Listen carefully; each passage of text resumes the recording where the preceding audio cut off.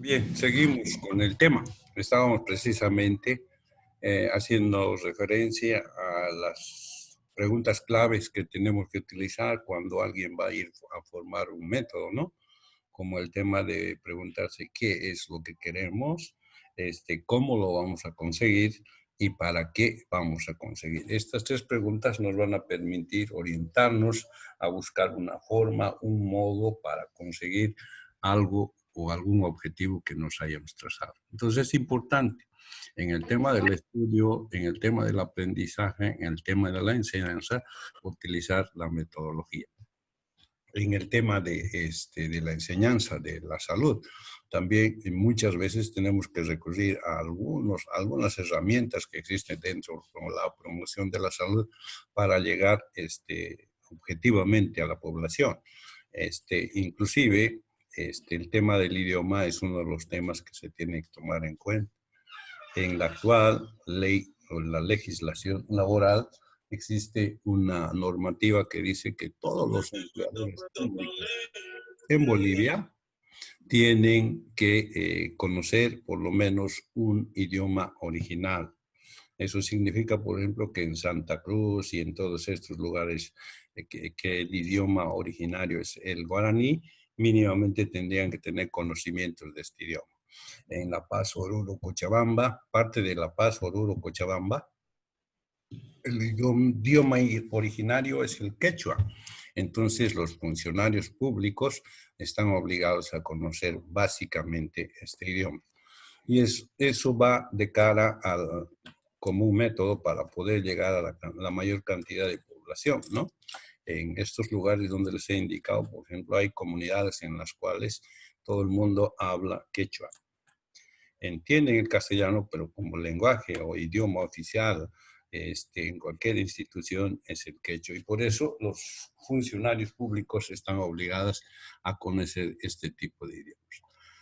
Hemos hablado también de lo que significa la enseñanza y el aprendizaje. Hemos dicho que es un proceso que va a tener una serie de actividades que cumplir para poder llegar al objetivo. En este caso, cuando estamos hablando nosotros del aprendizaje, precisamente es la forma de llegar con conocimientos saludables a la comunidad para un cambio de actitud. Ese cambio de actitud que nos va a significar también preservar, prevenir y sobre todo mejorar el tema de salud de cada una de las personas, componentes de la comunidad o de la agrupación con la que estamos desarrollando actividad.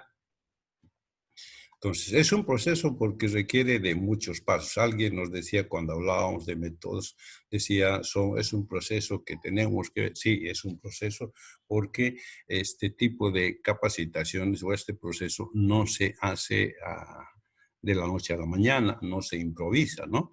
Ustedes saben que para tener una actividad que va a tener un buen resultado, o por lo menos el resultado esperado, es la planificación. Y la planificación que para nosotros es adelantarse a lo que va a ocurrir en un tiempo al futuro.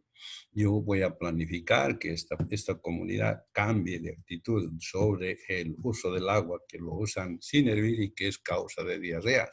Entonces, enseño, capacito, ellos captan y cambian de actitud. ¿Cuál era mi objetivo? Bajar la morbilidad de los niños o la cantidad de niños enfermos por causa de consumo de agua no apta. Entonces, sí, estamos haciendo una metodología, estamos siguiendo unos pasos. El proceso significa siempre grupo de actividades para conseguir un objetivo. En el hospital también tenemos procesos, ¿no?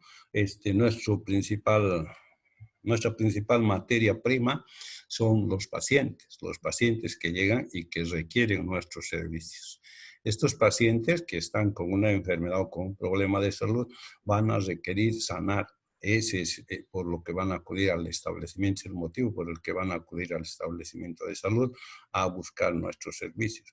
Nosotros, para completar y mejorar su salud, para sacar con un resultado, vamos a usar una serie de actividades que van desde la apertura de la historia clínica, la consulta externa, los exámenes de laboratorio, todas esas cuestiones o actividades que sirven para mejorar al paciente. Todas estas actividades se conocen como proceso. Y finalmente el resultado va a ser el que el paciente salga con alta de curado, alta mejorado o referencia o por complicación, es otro resultado, y en algunos otros óbito. Hay que dar un certificado de óbito porque el paciente falleció. ¿Debido a que llegó tarde, no había medicamentos o alguna situación de eso? Pero todo eso se llama un proceso. Y cuando estamos hablando del proceso de aprendizaje, estamos hablando de la planificación, de la elección de los instrumentos, de elegir el método con el que vamos a utilizar, de elegir el lugar, la infraestructura donde vamos a impartir el aprendizaje y todas esas cuestiones que tienen que ver, digamos, con conseguir que las personas capten los conocimientos necesarios para el cambio de actitud. En cambio, en el tema de la enseñanza, que es, digamos, el otro lado de la moneda, es que se trata principalmente de un proceso en el que nosotros tenemos que transferir, tenemos que dar a conocer, ¿no? Entonces, este proceso generalmente también utiliza la metodología, pero también toma en cuenta algunos aspectos, por ejemplo, la forma de pensar de los sujetos a los cuales nosotros vamos a intentar enseñar, la forma de interpretar la realidad, para qué se gestiona el conocimiento, para qué nosotros vamos a entrar en este proceso de enseñanza, o también la forma de pensar o interpretar la realidad del sujeto, que puede ser tradicional, puede ser conformista, puede ser reduccionista, conservadora o imitativa de la realidad. Entonces, reduccionista quería decir. Eso quiere decir de que debemos tomar en cuenta cada uno de estos aspectos en el momento en que estamos desarrollando el proceso de enseñanza. No podemos enseñar, por ejemplo, imagínense que tenemos un auditorio en una iglesia de los testigos de Jehová, ¿no? ¿Será que podemos hablar de transfusiones sanguíneas en un auditorio de este tipo? No, ¿Aceptarían? ¿Por qué no? porque las Por la, costumbres de la región no por permiten. la cultura arraigada ya de la Sí, religión. exacto. En la religión de los testigos de Jehová, el tema de la transfusión está prohibido, ¿no? Así como está prohibida, por ejemplo, el tema de la alimentación con carnes que provienen de animales que tienen la pezuña partida. Eso quiere decir, por ejemplo, que ellos no comen carne de cerdo, ¿no? Entonces, tampoco está aceptado, por ejemplo, el tema de comer de peces que tienen cuero y no escamas. Eso quiere decir que, por ejemplo, el surubí, que es un pescado de cuero, no lo pueden comer. Entonces, nosotros tenemos que adecuarnos al medio, saber qué es lo que piensan, saber que si para ellos es importante mantener, por ejemplo, la tradición. Cuando hablamos de grupos tradicionalistas, son grupos que viven de conocimientos antiguos, no los han intentado cambiar ni lo van a hacer. Es su punto de vista que para ellos lo mejor es lo que antes se pensaba y que no vale la pena cambiar. Y así todas estas situaciones que estamos hablando son las que tenemos que tomar en cuenta cuando estemos entrando en el papel de enseñanza, ¿no? Cada uno de ustedes va a desarrollar actividades, inclusive ahora ya deben desarrollar este tipo de actividades. Cuando alguien llama a la casa, ay, mi hermana está con un dolor de estómago fuerte, no sé qué es lo que voy a hacer. Por favor, pregúntale a tu hijita, ella está estudiando medicina, ya debe saber qué debemos hacer. Entonces ahí a veces nos preguntan cuando estamos en primero, en segundo semestre, bueno, a veces es difícil, nos ponen un momento en que no podemos, pero cuando ya estamos en un curso un poco más adelantado, sí, sí tenemos conocimientos un poco mejores de las personas que están y referencias de las cosas que se pueden hacer. Entonces ya nos permite ese acumulado de hechos de enseñanza, por la parte de la gente que está aprendiendo y ya va a poder responder a este tipo de cuestionantes. Ah, sí, no se preocupe, si está doliendo, cómprele un antiespasmódico, cómprele Viadil, cómprele Buscapina. Entonces son conocimientos que ya podemos dar, sobre todo cuando se refiere a situaciones de este tipo, ¿no? Y igual, en el caso de la enseñanza, no se trata, digamos, de dar las materias, no se trata de leer, agarrar y empezar a leer, o en cambio empezar a detallar lo que estamos queriendo enseñar, sino la forma en la que les vamos a dar.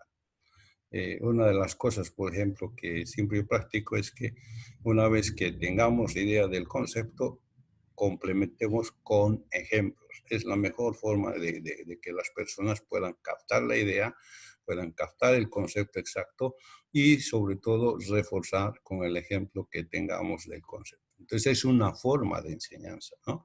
Y ahí la mayoría de las personas que van a enseñar generalmente, cuando no tienen conocimientos o no tienen la forma de poder enseñar, lo que hacen generalmente es agarrar y repetir el instrumento que están utilizando para ese tipo de actividades.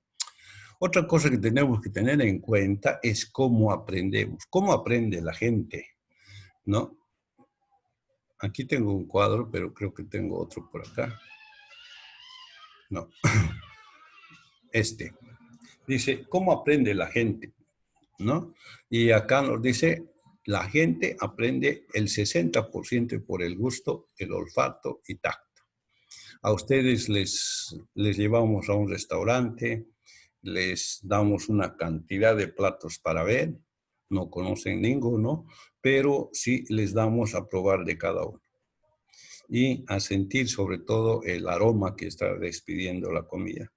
Con seguridad, su olfato va a captar cada uno de los platos y en el momento preciso va a identificar cuál es el plato que tenía mejor aroma y mejor gusto cuando ya hemos probado.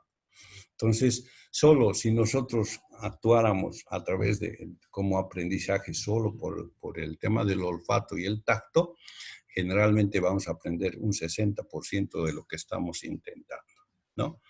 Un 10% de lo que leemos, si solo la lectura fuera una forma de aprender, un 30% si solo la vista sería el medio por la que vamos a aprender, un 50% si solo nuestros oídos serían la herramienta o el instrumento a través de la cual vamos a aprender, un 20% de lo que oímos, un 80% de lo que decimos y vemos, y que en forma general un 90% si utilizamos todos estos sentidos que vamos a utilizar para aprender. En forma individual, les decía, vamos a ir aprendiendo, pero en porcentajes menores. Pero si utilizamos todos estos sentidos, con seguridad vamos a llegar a un aprendizaje de hasta un 90%, ¿no? Usamos el tacto, usamos el oído, usamos la vista, usamos el lenguaje, usamos todos los sentidos que tenemos, con seguridad vamos a poder tener una mayor posibilidad. Por eso es que cuando estamos en el aula, nos dice, por favor, presten atención. Prohibido comer en el aula. No se permiten celulares y eso que nos va a permitir que todas las personas estén atentos con todos los sentidos para captar la mayor cantidad de conocimientos que se están impartiendo. Entonces, professor, sí. Só se pode comer em aula virtual, não? Presencial não, né?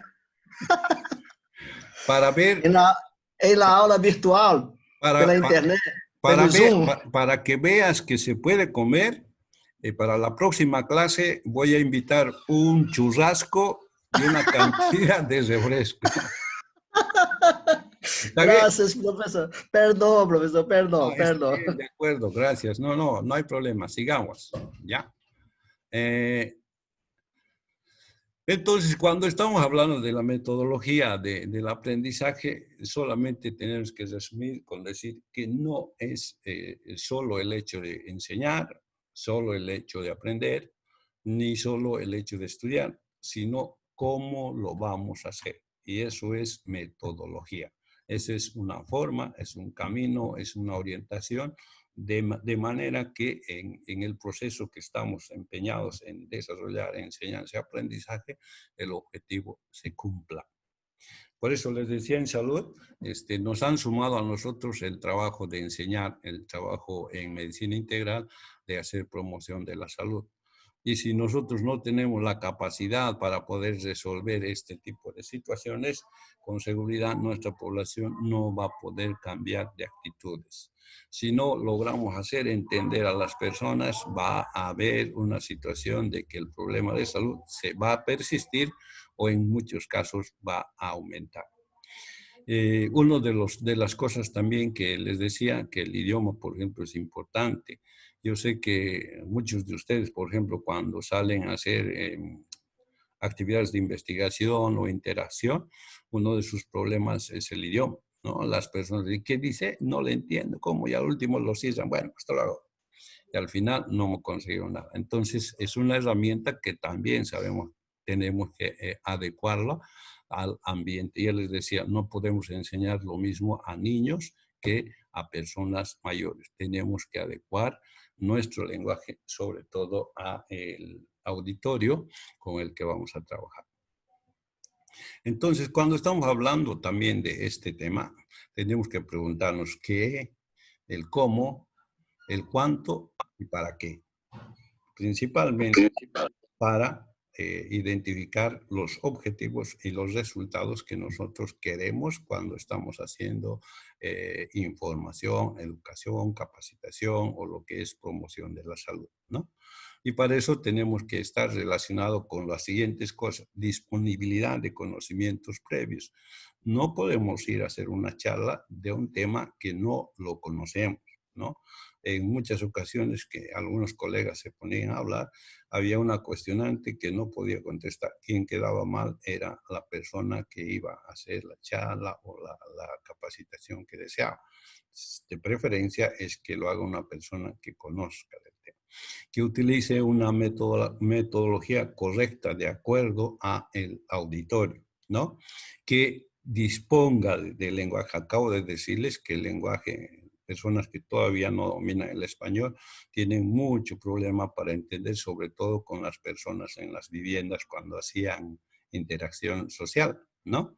El motivo del estudio, es importante saber para qué estamos haciendo este proceso, cuál es nuestro objetivo.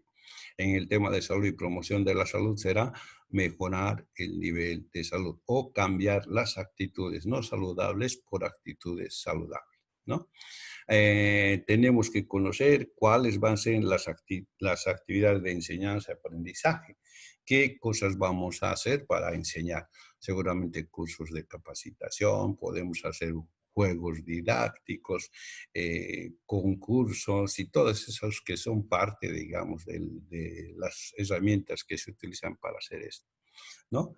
Y también el tipo de relación que hay entre el profesor y el estudiante, en este caso entre el emisor del mensaje y los receptores, o sea, el doctor y la comunidad. Si el doctor es una persona que es amplia, entiende y escucha, con seguridad este proceso no va a tener problemas.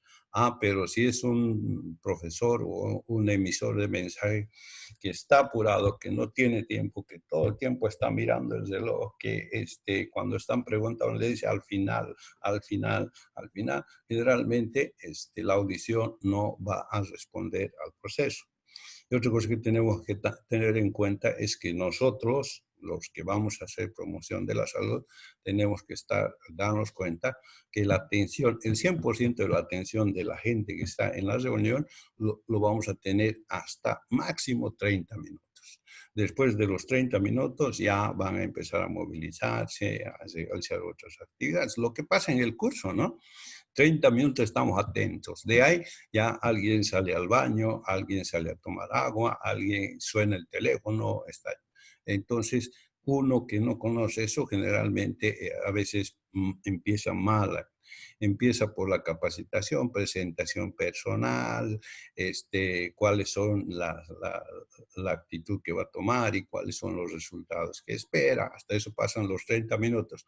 Cuando empieza ya la capacitación, la comunidad o la audiencia ya no tiene el 100% de la atención, sino están en otras cosas, pensando en otra situación y solamente están ahí físicamente. El tema de la atención está en otro lado. Entonces, hay que tomar en cuenta esto cuando vamos a desarrollar sobre todo actividades de capacitación con la comunidad.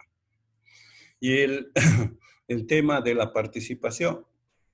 Es importante que haya interacción, es importante que hablemos. Yo, por ejemplo, no estoy muy acostumbrado a este medio para dar el curso. Y a ratos, cuando no escucho ni un ruido, cuando no escucho nada, pienso que estoy solo. Y ahí tengo que preguntar, hola, ¿dónde están? ¿Están ahí?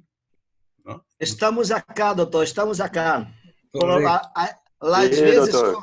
com a câmera desligada, mas estamos presentes. En cambio, en el aula donde ya estamos participando todos, no hay necesidad de preguntar, sabemos quién está atento, sabemos a quién podemos preguntar o sabemos quién nos va a responder. Ya sabemos, ¿no? Conocemos, él es el que responde. Y entonces estas situaciones nos ponen en ventaja cuando estamos desarrollando este proceso que se llama enseñanza-aprendizaje. ¿Hasta aquí alguna pregunta? No, doctor. Tá bem a explicação, tá bem a explicação. Muy bien, Sem problema. vamos a acabar con Estamos esto. compreendendo.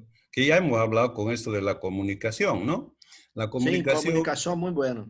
que tiene principalmente tres componentes, el emisor, el mensaje y el receptor. El profesor, la gente, la comunidad que va a escuchar y el mensaje que vamos a emitir.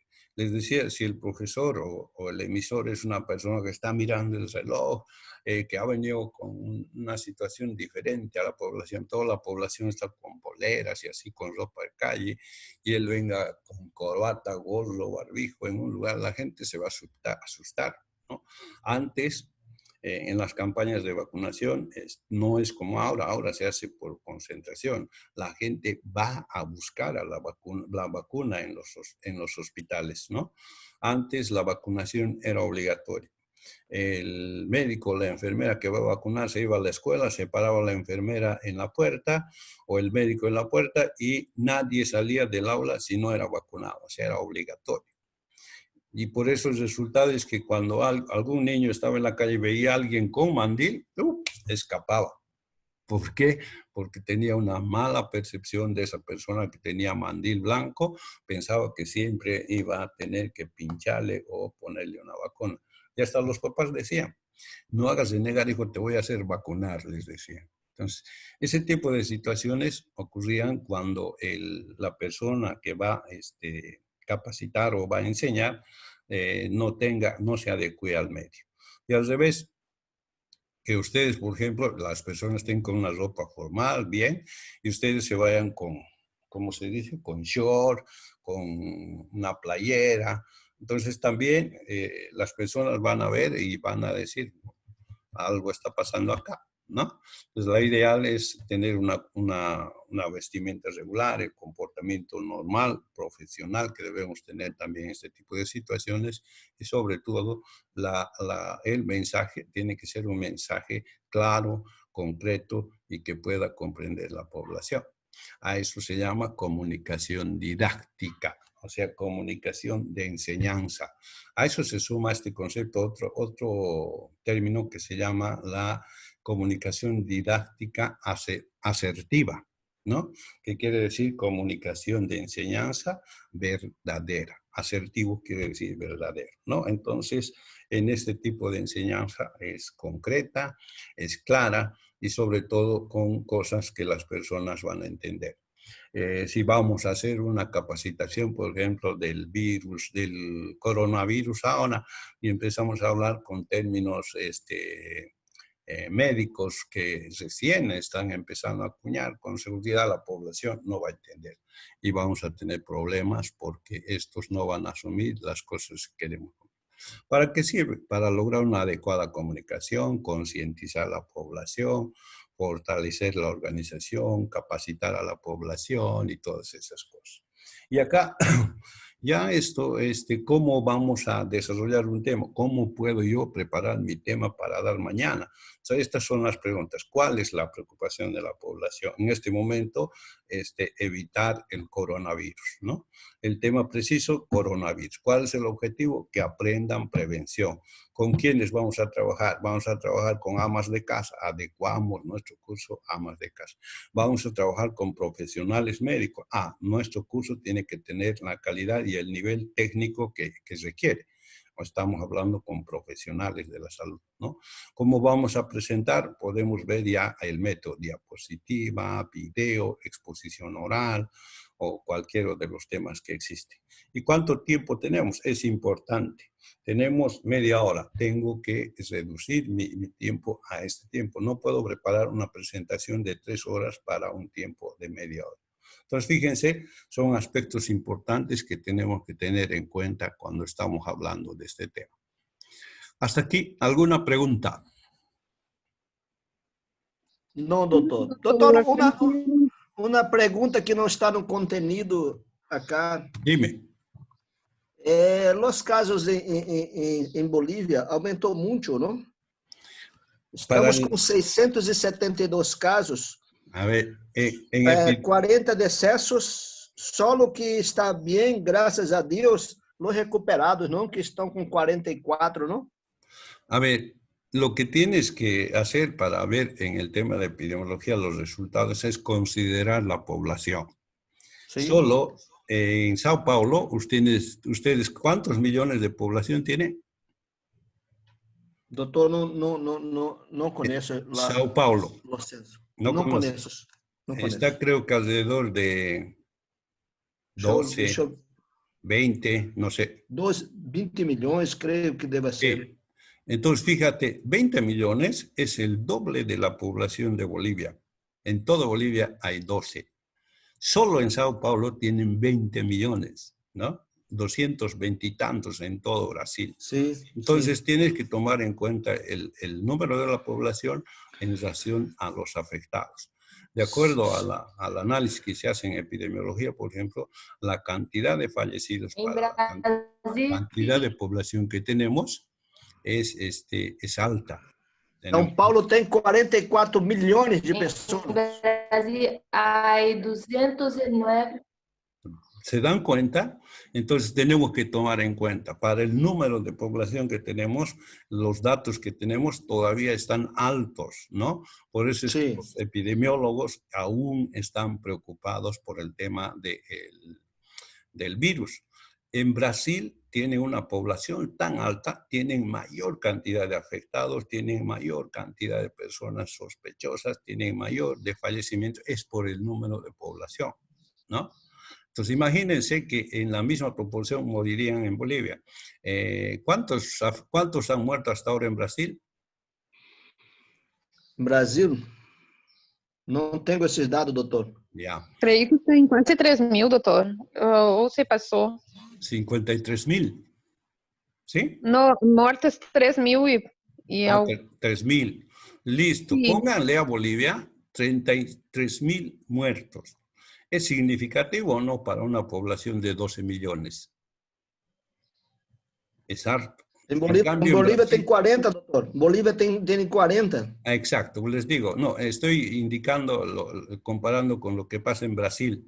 Sí, en Bolivia sí, tienen 3.000 fallecimientos, ¿no? Pero para una población de 240 millones, creo que un total que tiene Brasil, ¿no? En cambio, para Bolivia, pónganle los 3.000 muertos para 12 millones. Eso es más significativo, ¿no? Entonces, es importante, digamos, hacer estas proyecciones epidemiológicas que nos van a permitir, sobre todo, tomar medidas para evitar esto. Ahora me dan un tiempito para que pueda llamar listas, ¿ya? Sí, doctor.